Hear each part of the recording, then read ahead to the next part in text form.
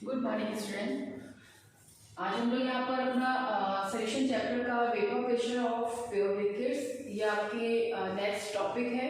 इसमें हम लोग सबसे पहले वेपर प्रेशर को समझेंगे कि वेपर प्रेशर क्या होता है, और वेपर प्रेशर को समझने से पहले यहाँ पर हम लोग दो टर्म्स जो हैं उनको हम लोग पढ़ेंगे। एक आपका एवोपरेशन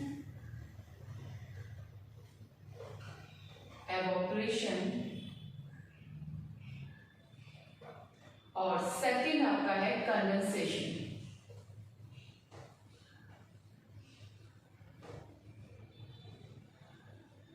ठीक है, एवोपरेशन एंड कंडेंसेशन टर्म्स जो है उसको समझना बहुत जरूरी है कि एवोपरेशन क्या होता है और कंडेंसेशन क्या होता है। नॉर्मली आप लोग इसको हम लोग 9th क्लास में पढ़ चुके हैं। ठीक है, तो बहुत ही ये आपका पढ़ा हुआ टॉपिक है, तो ऐसा इतना ज़्यादा टफ नहीं फॉर्म होगा। लेकिन यहाँ पर एवोपरेशन और कंडेंसेशन के बारे में जब तक हम लोग नहीं जानेंगे वेपर प्रेशर को नहीं समझ पाएंगे। ठीक है, तो एवोपरेशन क्या होता है, जैसे अगर हम लोग हीट को जब किसी भी कंटेनर में पानी रखते हैं और उसमें हम लोग हीट देते हैं, उसमें टेम्परेचर का राइज करते हैं। ठीक है, तो आप देखेंगे टेम्परेचर नॉर्मली एवोपरेशन जो है वो आपके नॉर्मल टेम्परेचर 0 से भी स्टार्ट हो जाता है। तो जैसे जैसे हम लोग उसको देखेंगे कि एवोपरेट हो रहा है, एवोपरेट मीन्स जो लिक्विड स्टेट जो है वो किसमें जा रही है, वो वेपर से गैसेस स्टेट में कन्वर्ट हो रही है। ठीक है, एवोपरेशन में क्या था, जो आपका लिक्विड स्टेट होती है वो क्या हो जाती है, वो आपकी गैसेस स्टेट में कन्वर्ट होती है। तो ये स्टेट जो है वो नॉर्मली अगर हम टेम्परेचर को बढ़ाते हैं तो वो थोड़ा सा उसका जो रेट होगा एवोपरेशन जो होगा वो बढ़ जाएगा। ठीक है, तो एवोपरेट हुआ कि लिक्विड स्टेट जो है वो गैस स्टेट में चेंज हो रहा है। जैसे आपने यहाँ पर कोई भी एक वेसल्स लिया, ठीक है, कोई कंटेनर लिया, पूरा सिस्टम वाला जो है वो एक ओपन सिस्टम है। ठीक, अब उसमें हमने लिक्विड डाल रखा है और ये इस लिक्विड को हमने टेम्परेचर जो है वो देना शुरू किया। ठीक है, जैसे ही हमने इसको टेम्परेचर इसका इंक्रीज किया, हीट दिया, तो जैसे हम इसको हीट देते हैं ये आपका वेपर्स में चेंज हो जाता है। ठीक, और यहाँ पर क्या होगा कि ये इसमें इस प्रोसेस को हम लोग बोलेंगे एवोपरेशन। ठीक है, नॉर्मली जैसे हीट का मतलब है कि ये इसे हीट एब्जॉर्ब कर रहा है या हम हीट अलग से दे रहे हैं। ठीक है, आप जैसे रिवर वगैरह है उनमें एवोपरेट जो वाटर है एवोपरेट होता रहता है टेम्परेचर पर। ठीक है, अलग से वहाँ पर हम हीट नहीं दे रहे हैं। ठीक, तो 0 से एवोपरेशन शुरू होता है, 0 डिग्री से, तो वो आप एवोपरेशन वहाँ पे देखेंगे कि एवोपरेशन जो है वो नॉर्मल हो रहा है। ठीक, अब यहाँ पर जो ये वेपर्स जो हैं, जो गैस पार्टिकल हैं, वो इस सिस्टम को छोड़कर बाहर जा रहे हैं, एटमॉस्फेयर में मिल रहे हैं। ठीक है, तो ये एक ओपन सिस्टम है, यहाँ पर कंटेनर जो है वो पूरा ओपन है। ठीक, तो वहां पर हम बोलेंगे कि यहाँ पर किसी भी तरह की और प्रोसेस नहीं होगी। ठीक है, लेकिन अगर हम इस पूरे सिस्टम को यहाँ से भी क्लोज कर दें, यानी क्लोज सिस्टम फॉर्म में कर दें, इस कंटेनर को ऊपर से बंद कर दें, अब क्या होगा, जैसे जैसे आपने इसमें हीट दिया तो क्या होगा, वेपर्स जो था ये इस तरह से कर लीजिए। ठीक है, ये लिक्विड फॉर्म है और ये आपकी वेपर्स है। तो जैसे आपने हीट दी है यहाँ पर, तो जो वेपर्स जो हैं वो ऊपर जाएंगे और ऊपर की जो ये सरफेस है, ठीक है, इस सरफेस से टकरा कर फिर ये लिक्विड में चेंज हो जाएंगे। ठीक है, टेम्परेचर वहां पर जब कम हो जाएगा तो वो एक स्टेट में वो नीचे आना शुरू हो जाएगा। इसको हम लोग क्या बोलते हैं, कंडेंसेशन। ठीक है, दोनों प्रोसेस में डिफरेंसेस क्लियर हुआ। यहाँ पर जब इसी को जो स्टीम है, जो आपकी गैस है, उसको ठंडा करते हैं तो वो कंडेंस हो जाता है, लिक्विड में चेंज हो जाता है। ठीक, एक जो एक इम्पॉर्टेंट यहाँ पर जो पॉइंट है वो क्या है कि अगर आपका सिस्टम जो है ओपन फॉर्म में है, ठीक है, तो जो उसकी जो लेयर है, अपर लेयर जो है, ठीक है, जो सबसे बाहर की जो ऊपर वाली लेयर है, तो उसमें आप देखेंगे कि मॉलिक्यूल्स जब हम लोग उसमें हीट देना शुरू करते हैं तो यहाँ के जो एटम्स हैं, ठीक है, जो मॉलिक्यूल्स हैं वो क्या होते हैं, वो सबसे पहले एटमॉस्फेयर में मिलते हैं। ठीक है।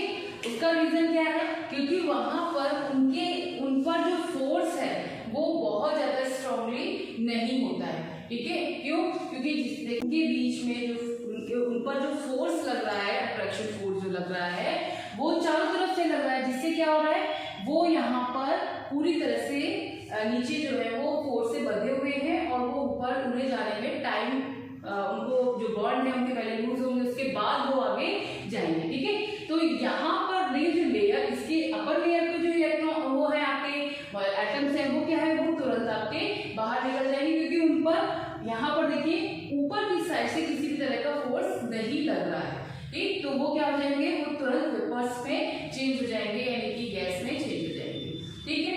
अब यहाँ पे हम बात करते हैं कि ये जो एटम्स आपके हैं, ठीक है, तो वो जो जब धीरे धीरे जो मॉलिक्यूल्स हैं वो ऊपर जा रहे हैं, ठीक है। अब वहां से वो क्या होगा, वो जो लेयर है उस पर जब टकराएंगे तो वो नीचे की ओर आएंगे, ठीक है। कब आएंगे, जब हमने कहा कि यहाँ से हमने हीट दिया तो वो एवोपरेट हो रहे हैं, और एवोपरेट होकर जब वो कंडेंस वाली स्टेट में आ रहे हैं, यानी जो हमने क्या किया, हीट देना बंद कर दिया, ऊपर से उसको बंद कर दिया, तो क्या हुआ, वो जो पार्ट था वो आपका क्या हुआ, वो यहाँ पर कंडेंस हुआ, ठीक है।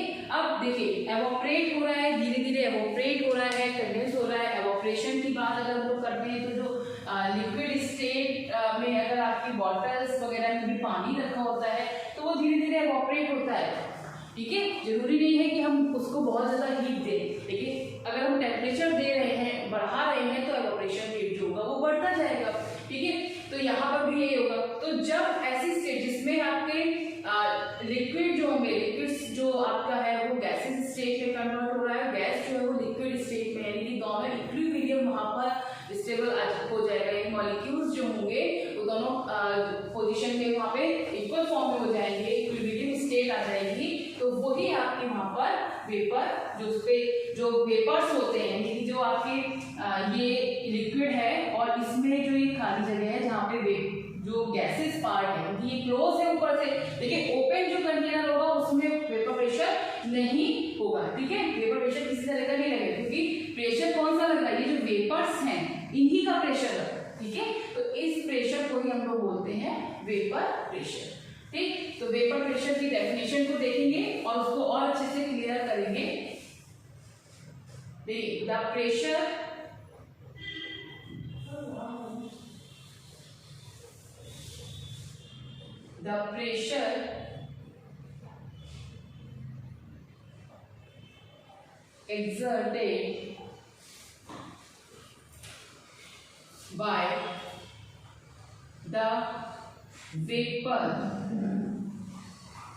exerted by the vapor in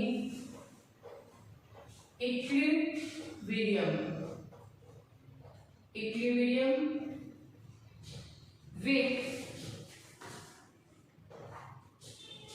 the liquid at a constant temperature. Constant temperature is called vapor pressure, ठीक है। यहाँ पे क्लियर हुआ, the pressure exerted by the vapour in equilibrium with the liquid at the constant temperature is called vapour pressure, ठीक है। इसको देखिए थोड़ा सा, एक बार इसको दोबारा समझ लीजिए किस तरह से, क्योंकि ये जानना बहुत जरूरी है, इसके बाद जो राउंड्स का आएगा वो पूरा इसी पर डिपेंड होगा, ठीक है। यहाँ पे देखिए वेपर प्रेशर जो है, ये लिक्विड की इसमें आपने इसका जो टेम्परेचर था वो बढ़ाया, ठीक है, हीट दी, जैसे आपने हीट दिया तो यहाँ पर ये एवोपरेट हुआ, यानी एवोपरेशन हो रहा है, इसको हमने क्लोज कर रखा है, एवोपरेट होगा, धीरे धीरे एवोपरेट हुआ, और टेम्परेचर को एक कांस्टेंट फॉर्म में जब हम रखते हैं तो यहाँ पर देखेंगे कि कुछ पार्ट जो इसके मॉलिक्यूल्स हैं वो कंडेंस भी हो रहे हैं, ठीक है। अब वहां पर एक इक्विलिब्रियम जो होगा वो स्टेट जो होगी वो आ जाएगी, यानी लिक्विड वो गैस में और गैस जो है वो लिक्विड में चेंज होगा। ठीक, इक्विलिब्रियम स्टेट यानी लिक्विड जो था आपका गैस में चेंज हो रहा है और गैस जो है वो इसमें लिक्विड में। ठीक है, तो ये आपका इक्विलिब्रियम यहाँ पर हो जाएगा। अब इक्विलिब्रियम स्टेट में ही हम लोग बात करते हैं कि जो ऊपर जो ये आपके मॉलिक्यूल्स हैं इनका जो प्रेशर पड़ रहा है, इस पे प्रेशर लग रहा है, क्रिएट हो रहा है, उसी को हम वेपर प्रेशर बोलते हैं। ठीक है, जो कि ओपन में पॉसिबल नहीं है, क्योंकि ओपन अगर होगा तो वहां पे किसी तरह की वेपर्स जो होंगी वो वहां पे क्रिएट ही नहीं होगी। वो क्या होगा, वो जो गैस वेपर्स जो है वो सारी एटमॉस्फेयर में जाके मिल जाएंगे। ठीक है, तो वो यहाँ पर इसको हम लोग बोलते हैं वेपर प्रेशर। मान लीजिए आपका कोई भी एक एक्स लिक्विड है और इस पे जो प्रेशर की बात अगर हम लोग करते हैं तो जो प्रेशर है उसको हम लोग पी से रिप्रेजेंट करेंगे। तो यहाँ पर हम लोग इसको बोलेंगे पी नॉट ऑफ एक्स। ठीक है, क्योंकि एक्स यहाँ पर उसका वो है और इसको यहाँ पर पी नॉट, ये इसको ध्यान रखिएगा। ये आपके अभी आगे जो क्वेश्चंस आएंगे वेपर प्रेशर से रिलेटेड वहां पे काफी जगह होगा। तो एक्स यहाँ पर क्या है, जो भी एक्स लिक्विड है, ठीक है, एक्स है, ए है, बी है, जो भी है आपका वो आप यहाँ पर ले लीजिए। ठीक, तो वेपर प्रेशर क्लियर होगा कि क्या है। अब इसका एक टर्म्स हम लोग यहाँ पर इस तरह से और समझ लेते हैं कि इनिशियली कंडीशन में जब हुआ, जब शुरुआत आपने किसी भी वोलेटाइल लिक्विड जो है उसको जब गर्म करना शुरू किया तो फर्स्ट आपका जो रेट ऑफ एवोपरेशन था, रेट ऑफ एवोपरेशन, ये क्या होगा, रेट ऑफ एवोपरेशन जो होगा वो हाई होगा। आपने किसी लिक्विड को गर्म करना शुरू किया तो जो उसका एवोपरेशन रेट है, टेम्परेचर बढ़ा रहे हैं तो एवोपरेशन रेट क्या होगा, वो हाई हो जाएगा, यानी rate of evaporation is high. तो ये आपका हो जाएगा हाई। उस कंडीशन में वहां पर शुरुआत में, ठीक है, जैसे हमने इसको गर्म करना जब शुरू किया था तब उस कंडीशन में यहाँ पर क्या हुआ, जो रेट ऑफ एवोपरेशन था वो काफी ज्यादा हाई था और रेट ऑफ कंडेंसेशन, क्योंकि दोनों प्रोसेस हो रहे हैं ना, तो दोनों की बातें करेंगे हम लोग यहाँ पर। रेट ऑफ कंडेंसेशन क्या होगा, ये काफी लो था। क्लियर, रेट ऑफ एवोपरेशन की बात करेंगे तो वो बहुत ज्यादा हाई और ये रेट ऑफ कंडेंसेशन जो था वो लो था। इसके बाद जब धीरे धीरे उसमें टेम्परेचर जो कांस्टेंट फॉर्म में रखा, एवोपरेट जो पार्ट था वो कंडेंसेशन में जब प्रोसेस में कन्वर्ट हुआ यानी कंडेंस होने लगा, तो उस कंडीशन में जो इसका रेट ऑफ एवोपरेशन जो था, रेट ऑफ एवोपरेशन वो क्या हुआ, कम हुआ, क्योंकि कुछ कम हुआ ना, लो हो गया। और जो रेट ऑफ कंडेंसेशन है,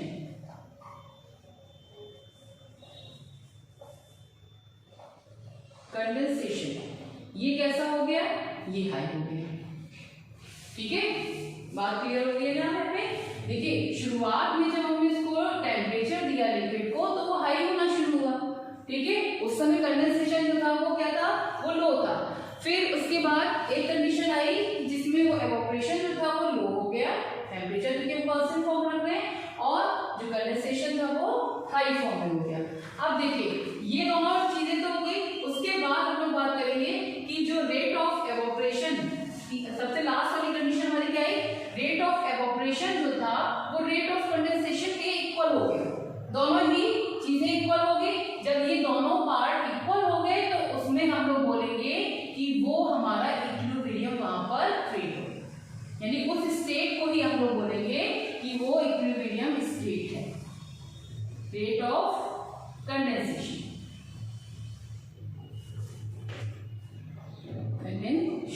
ठीक है। इसी को हम लोग बोलते हैं इक्विलिब्रियम स्टेट। और इसी इक्विलिब्रियम स्टेट पर जो वेपर्स होते हैं उनका जो प्रेशर लगता है वो आपका वेपर प्रेशर होता है। जो भी लिक्विड लेते हैं उसको पी नॉट से हम लोग करते हैं। ठीक है, तो पी नॉट ऑफ जो भी आपका लिक्विड है, X Y Z A B C D जो भी है वो आपका यहाँ पर इक्विलिब्रियम उसका जो वेपर प्रेशर है उसको हम उससे डिनोट कर देंगे। ठीक है, अब वेपर प्रेशर की हम लोग बात करते हैं कि वेपर प्रेशर जो है वो किस किस फैक्टर्स पे डिपेंड करता है।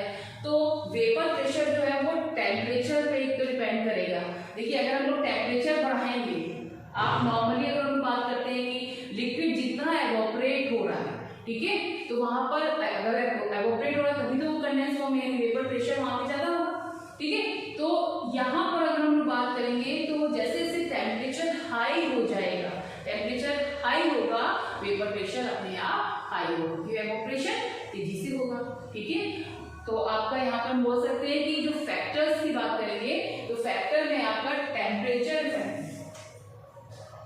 फैक्टर में तो जो टेम्परेचर है, अगर हम टेम्परेचर को इंक्रीज करते हैं तो वहां पर वेपर प्रेशर हाई होता है, ठीक है, बहुत ज्यादा बढ़ जाता है।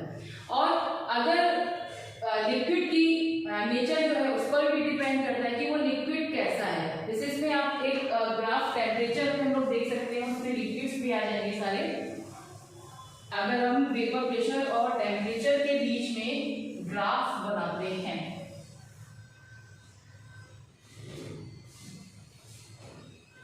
ठीक है, ये आपका वेपर प्रेशर हो गया और ये आपका टेम्परेचर हो गया, ठीक। इसमें जब जैसे जैसे टेम्परेचर जो है वो बढ़ेगा तो वेपर प्रेशर जो है वो अपने आप बढ़ता हुआ जाएगा। अब देखिए यहाँ पर ये 2-3 आपको एक ग्राफ फॉर्म में, पूरा स्ट्रेट फॉर्म में नहीं है, ये आपका वाटर, ठीक है, और ये आपका इथाइल अल्कोहल,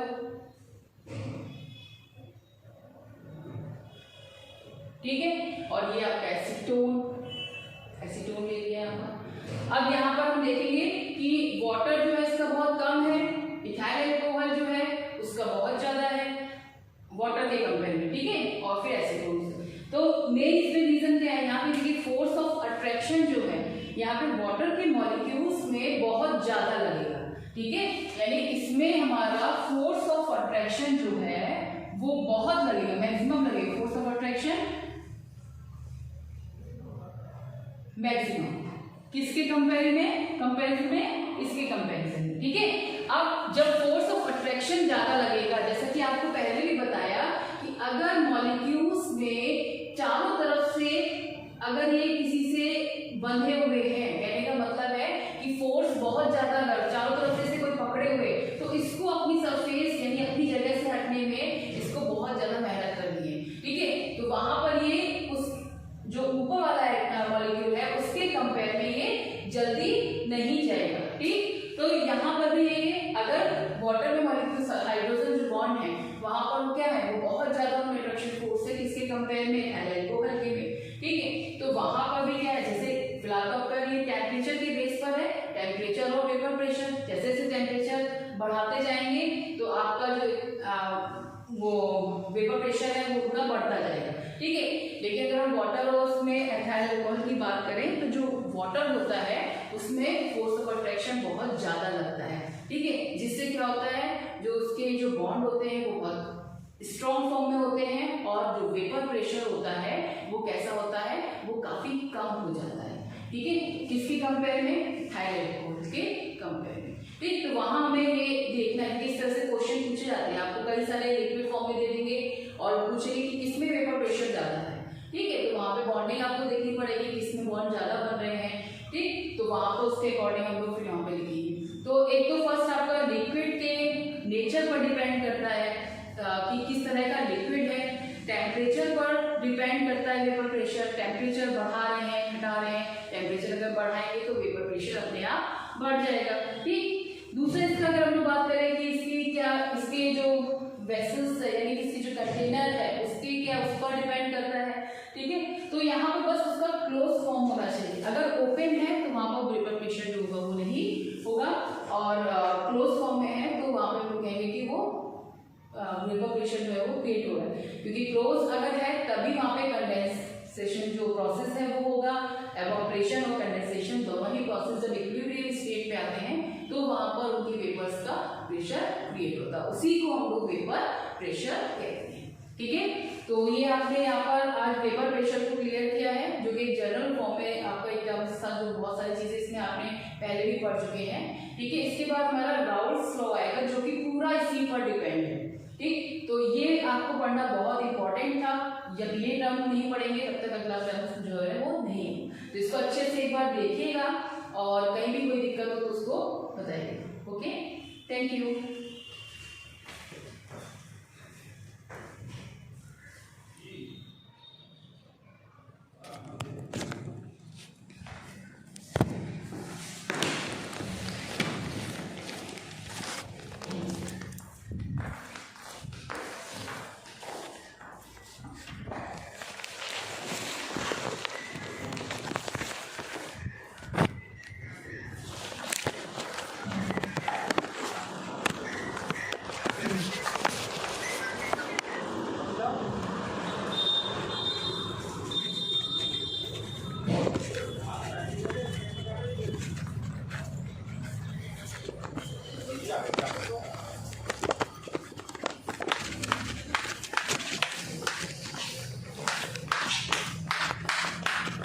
हाँ, तुमको अब बताए है ना, नौटंकी इतना एक मतलब मारे खींच के सही हो जाए एक बार में, बेवकूफ कहीं का।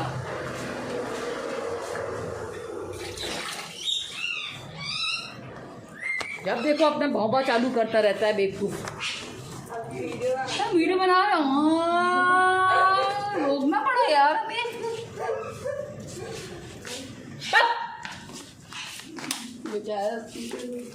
एक भाग रहा है मैडम जब कोई सब्जी वाला आएगा वो यहीं खड़े हो गया और ये अपना हाँ